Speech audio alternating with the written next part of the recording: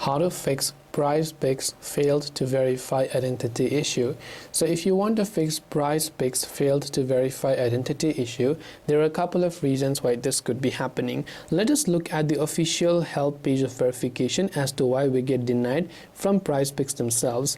So first of all, what you can do is if you have been denied, you can try to resubmit, right? The most common reasons for this is basically a blurry picture or improper lighting or an invalid ID, because like a library card or debit card, they don't work. It needs to be a valid government issued ID like a national identity card, driver's license or passport, and only then you will be able to review it. Now if you are denied, you will unfortunately not be able to play on Prizepicks, because it could be that the location or the state you are on is not eligible for playing on Prizepicks. Prizepicks reserves the right to deny your verification to anyone at its sole discretion, and for security reasons they will not be able to provide specific information to individuals regarding why they were denied.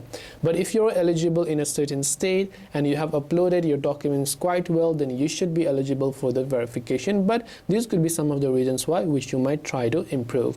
I hope the video helped you. If you have any questions, feel free to leave them down. Thanks for watching and see you in the next video.